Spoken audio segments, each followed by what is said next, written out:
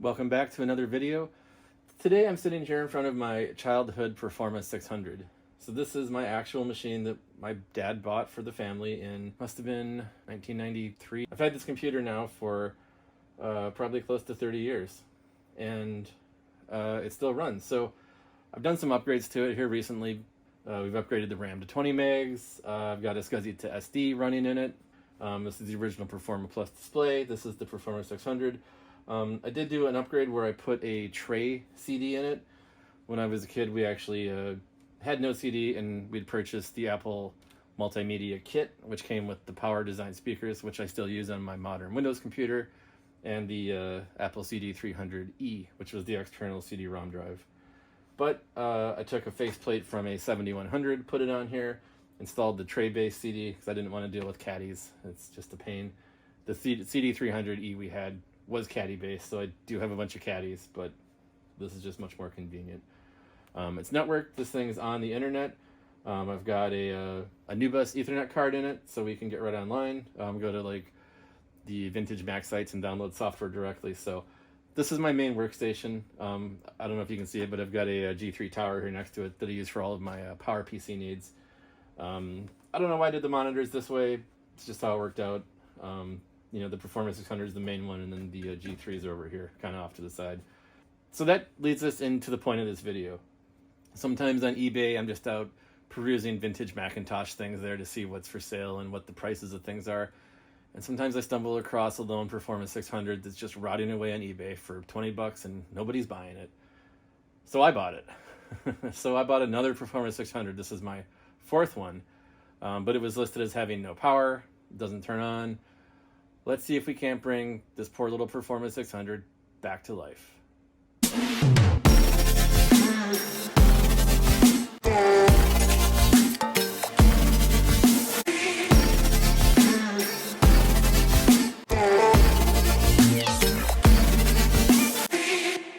All right, so here we have the Performa 600.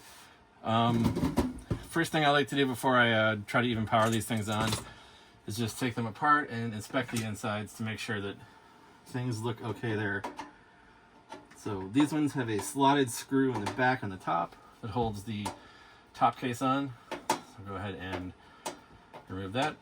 I also see that the power supply screw here is still connected. Those are usually gone on these types of cases at this point in their life when they end up on eBay. All right, so that just slides off to the front. All right. So we've got no hard drive, got a sound dampener there. So somebody's definitely been in here to strip things out. There's no RAM installed, but these do have 4 megs of onboard RAM. And then the Performa 600 CD came with an extra 1 meg of RAM for the multimedia thing. So that was 4 256K sticks. This machine does seem to have 2 video sims installed underneath the power supply back here. Just looking at these capacitors, I imagine they're all in need of replacement. But I don't see any sort of like capacitor goo around them. I definitely can feel it. So I think it's safe to try to turn this one on.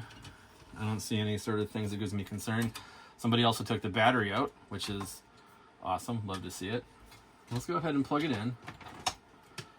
I'll plug it into my wall-mounted LCD, so you won't be able to see any video if that does come out, but I will let you know what's happening with that. So keyboard, video, and then let's get power. All right, so we got it plugged in. It's in the off position. Let's hit the soft power switch. Yep, absolutely nothing. We'll hit the hard power switch. Yeah, absolutely nothing there. So the eBay seller did not lie to me about things. Now, it's possible that the capacitors here are preventing the soft power circuit from working, so we probably do need to recap it at the very least. But one thing I want to try before we do that, I do actually have a spare power supply for these. So that'll help us rule out a power supply issue or not. So we'll take the power supply screw out, put that in our cup. And then this, in theory, just lifts straight out. And this one's quite dusty, so this Performa seems to probably have gotten a fair amount of use. It's possible the power supply might need recapping itself as well, but let's just try a replacement power supply quickly. All right, so I have a new and good power supply here. This one works, it's been cleaned. We'll just drop it right in. There we go. So I'll reconnect everything here. And we'll give it the soft power button. Yeah, nothing there either. All right, so that indicates there is a problem with the soft power circuit on the board. So you know what that means. Time to take everything apart and do some recapping.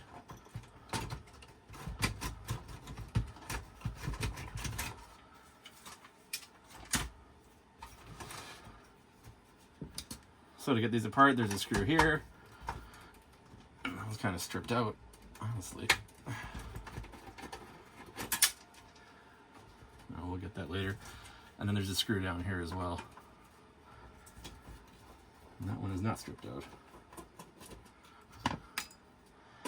And then we can disconnect the floppy drive, disconnect the CD drive,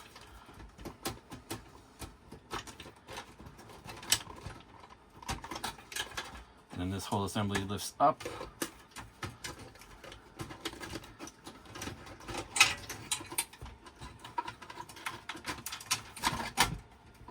And out of the way. All right, we got a nice dust bunny on here. So we'll disconnect the SCSI connection, floppy connection, and the drive power connection. We'll take these couple of dust bunnies and just throw those right in the garbage. Disgusting. All right, and then we disconnect from the front. You can disconnect the speaker, and then this assembly, there's my screw that I lost earlier. Put that in the cup. And then this assembly here, you can very carefully, because it's old plastic, lift it up and out of the way. It's really in there. All right, so we just take that out, set that to the side. And then there's one screw in the middle holding the board down. Take that out, put that in our cup, and then the board just slides that way and then lifts up.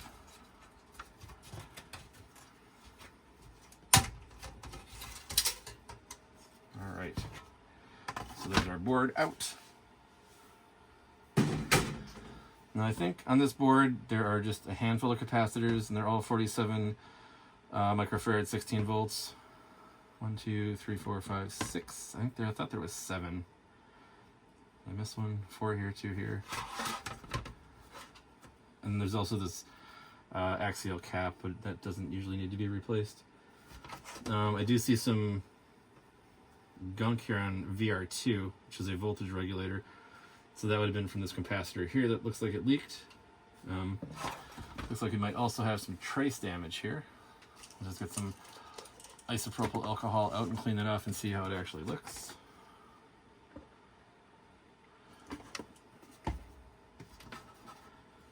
So we've got the green gunk on the voltage regulator. I don't know if you can see that or not, but that's there. And then these traces.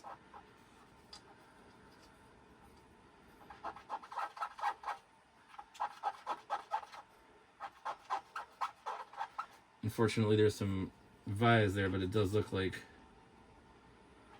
these traces might be damaged, so I might have to do some board level repairs here to get these traces reconnected. And I would imagine that this is probably part of the soft power circuit, which is why it does nothing when the button's pressed. So let's keep working at cleaning it.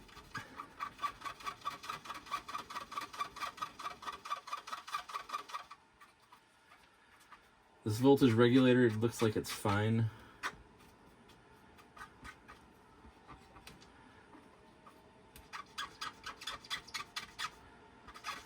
But these traces definitely have been eaten away.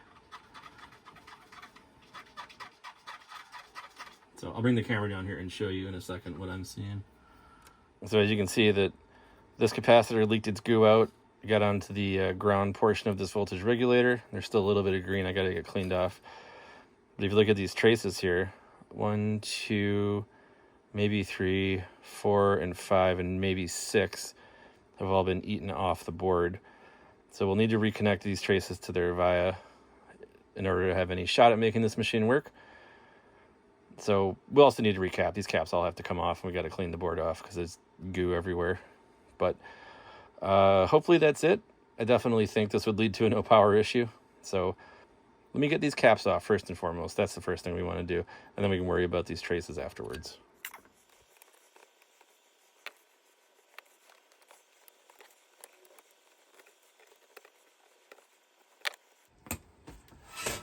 And there we go, the old twist method, not a single lifted pad.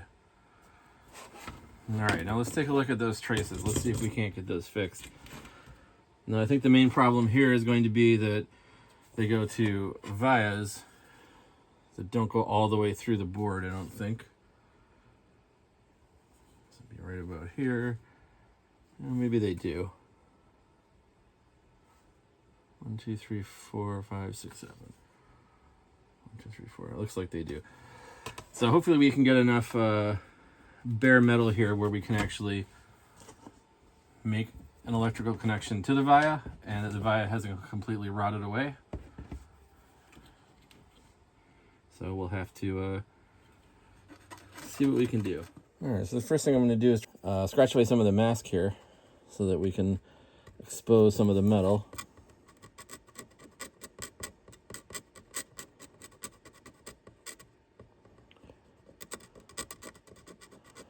That one might actually be okay. These three are definitely not okay.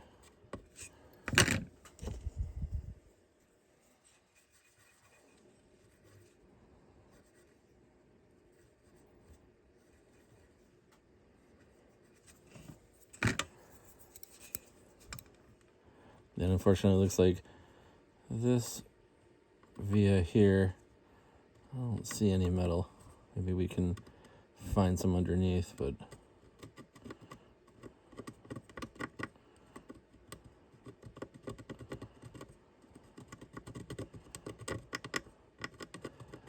as you can see, these two traces here are just completely gone. No, we might be able to run a bodge wire to the other side of the board.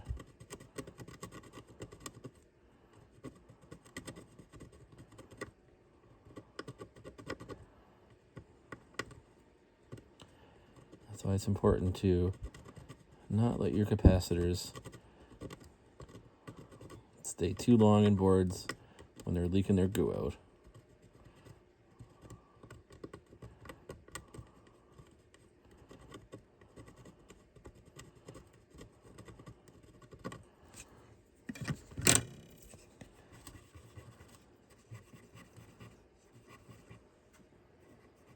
All right.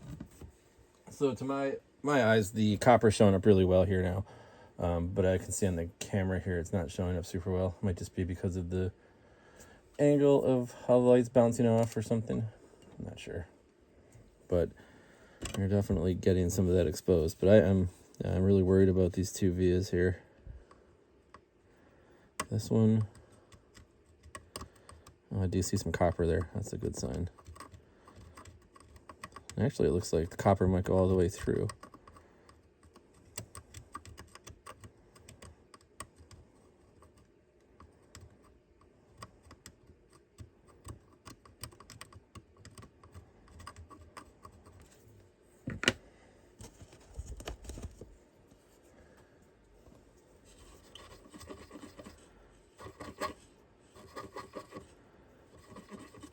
So we might just be able to tin these up and have a connection.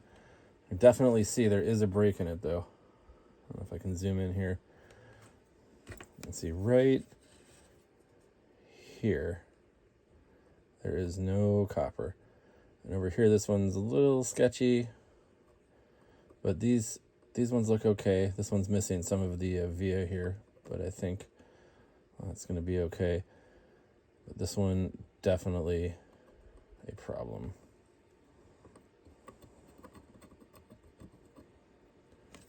zoom back out.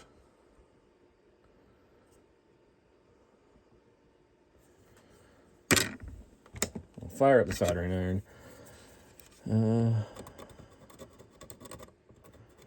Hopefully we can just get some good connections here just by tinning all this stuff up. I think these two over here are going to be okay though.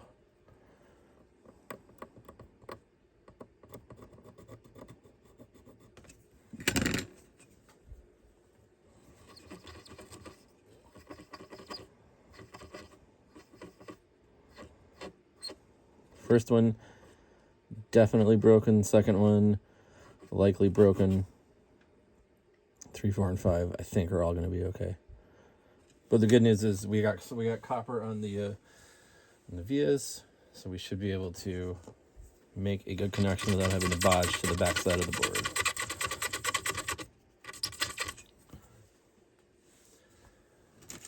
So I'm going to hit it with some flux.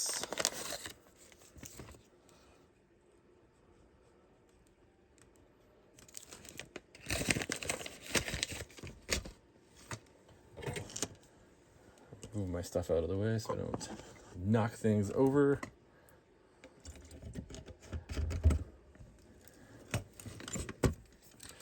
I'm just going to get some solder on the tip of my iron here. Just kind of try to drag it all over this stuff.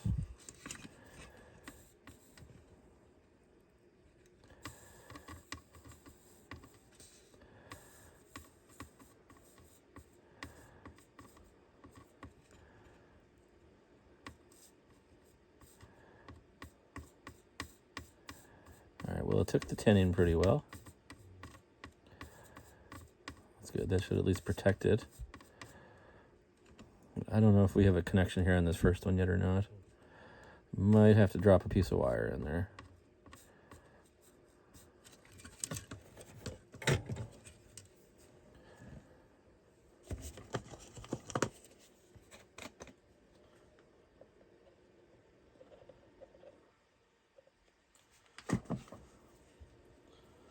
Clean off that flux.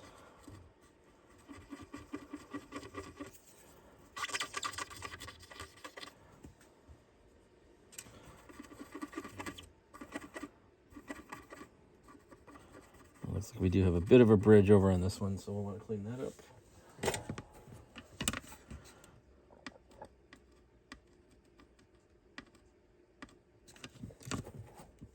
All right, so I'm going to use the old multimeter here. Put it on continuity mode. You can't see it. You should be able to hear it.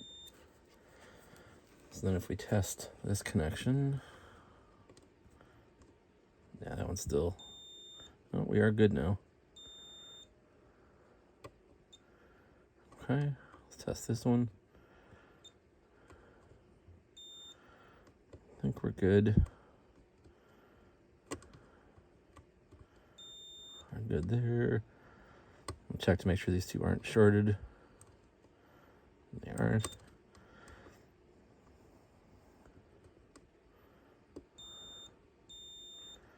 No, I think we got some good connections. So that might have done the trick. Now we do still need to replace those capacitors, so I'm going to do that next. So let me first clean up the existing spots. You can see here, I'll do these two without moving the camera so you can see what I do. So I've got my supply of 47 microfarad, 16 volts here. So we're going to need 6 of these guys. But first we got to get the existing ones off. So what I like to do is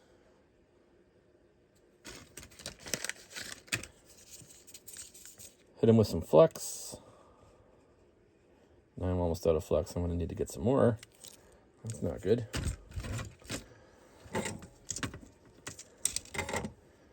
And then I like to use my solder wick to try to remove the little pieces of capacitor leg that are left behind. We got that one. Got that one. Got that one. And we got that one. So that one's kind of just sitting on the board still. Have to get that one off. So I'm going to use my Q-tip. And gently pick that up. I'll give these guys a little bit of a clean. Yeah, we got some really nice looking pads here. Got enough left to do these pads, and then I'll have to get some more.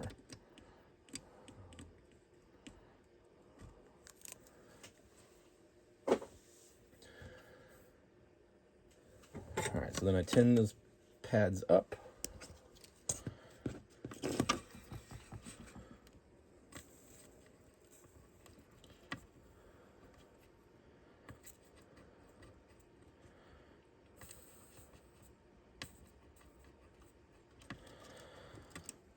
I'll use a little more.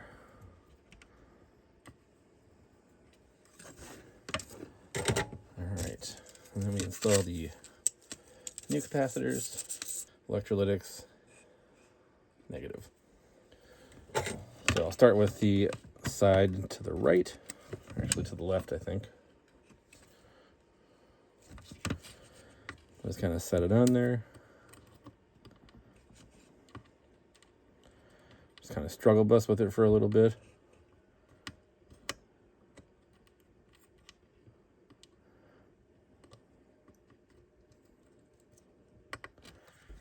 All right, so that side's on. Not great. It's a little better. And then I'll do this side. And then I'll go back and do the first side and make sure it's flush against the board. And then what I like to do is give it a little wiggle test back and forth to make sure both sides are connected. This one seems very solid. So we'll do the next one.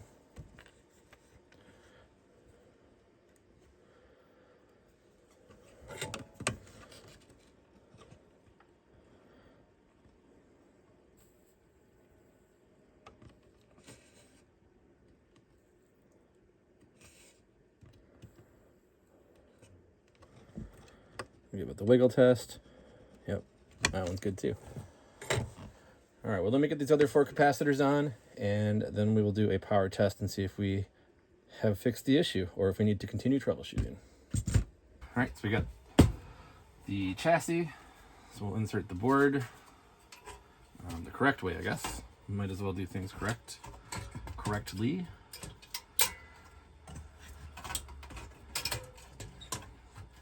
Make sure the speaker wire doesn't go under it.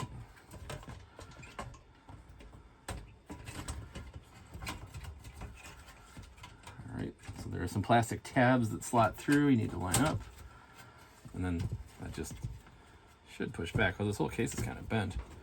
Oh, no, it's not. Fixed it. All right. Push that back. I fixed it a little too much. There we go. All right, so we'll plug in the speaker. Now we can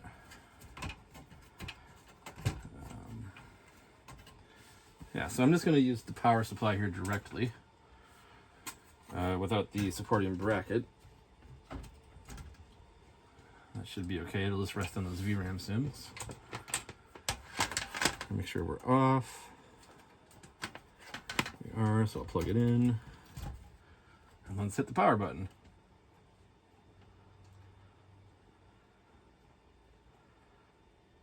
Still a whole lot of nothing. All right, so we do have more troubleshooting to do. I need to look at the board some more and see what else is not working. And then I'll clean up over here. I don't see any signs of damage from this capacitor. I take that back. There's corrosion on this chip as well. So corrosion definitely can cause shorts, and sometimes simply just removing the corrosion is all you need to do, but oftentimes not.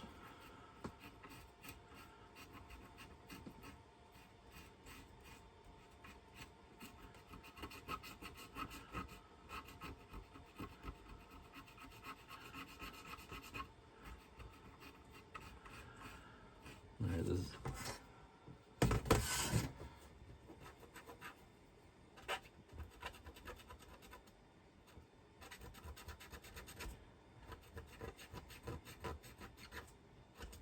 looks a lot better. It doesn't look perfect though. I'm gonna use my multimeter again to see if that pin is still connected to where it needs to be connected.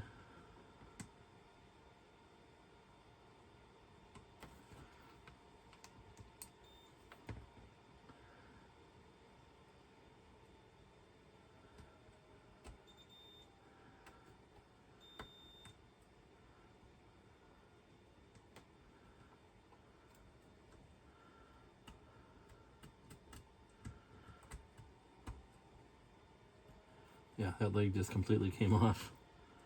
That is definitely not good. So, this is a Motorola chip with Apple branding on it, the egret. And it's got some serious damage here, including now a missing leg. And there's no little nub sticking out of the chip. So I can't even jump to it. So here's the egret chip up close. On the top right is the pin that is missing. So definitely a problem.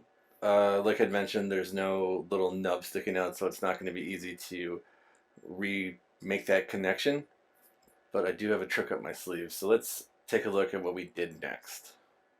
Alright, so here's what we're going to do. We're going to Dremel down the corner of this chip so that we can expose the pin that's missing, and then see if we can't connect that to the pad and get that to boot the system up. Now, I'd like to pull the whole chip off to do that work. I don't really want to Dremel it while it's on here. Plus I also want to check the pads to make sure that they're all in good shape as well, and the rest of the legs.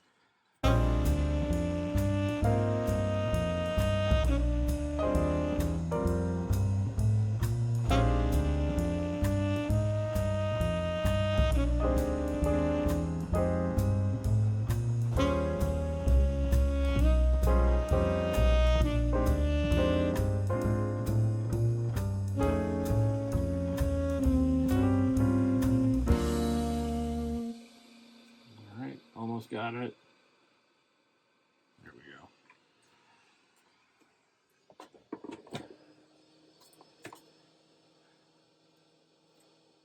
Cool. So here's our chip. Still extremely hot. Don't want to touch it right now, but looks like it came up okay. All the pins are in good shape except for the one we're missing. So that's a good sign. And then all these pads look like they are in good shape as well. Alright, so I decided to speed through this clip. In retrospect, I think I would have liked to have moved the camera down so you can see a little better what I'm doing, but basically what's happening here is I'm using various rotary tool or Dremel bits to remove the plastic from the IC package, and this will expose the metal wire that's underneath that was once connected to the leg. So I first used a more coarse bit to try to take it off a little faster, then I switched to a less coarse bit. And I'm making good progress here. It's taking, I don't know, about, let's say 10 minutes of grinding. I wanted to be really careful to make sure that I wasn't, going to damage the chip. I did put it in a little bit of a vise here to hold it, but I'd say it went pretty well, so let's get back to it. Alright, I'm going to see if I can get some solder on there. That will be the true test to see if we've got enough metal exposed. And we sure can. So yeah, that looks nice and good. Get these pads hopefully nice and clean.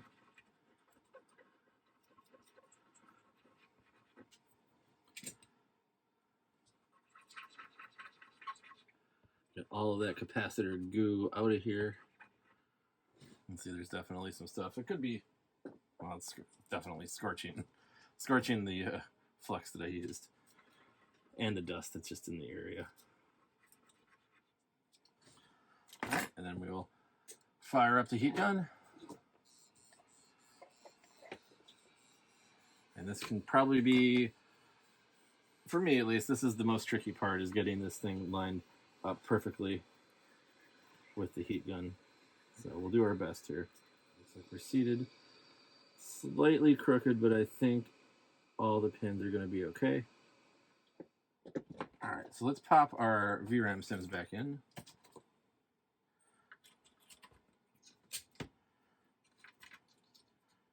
Since they help hold the power supply up, and I doubt that they're bad. Then we'll take our power supply, drop it in.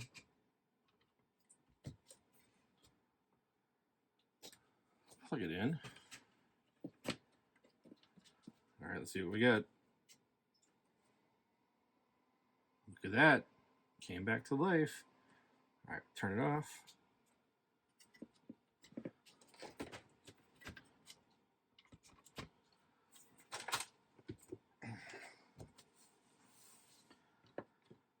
All right, so I think we're good to reassemble. So let's get this back into the chassis.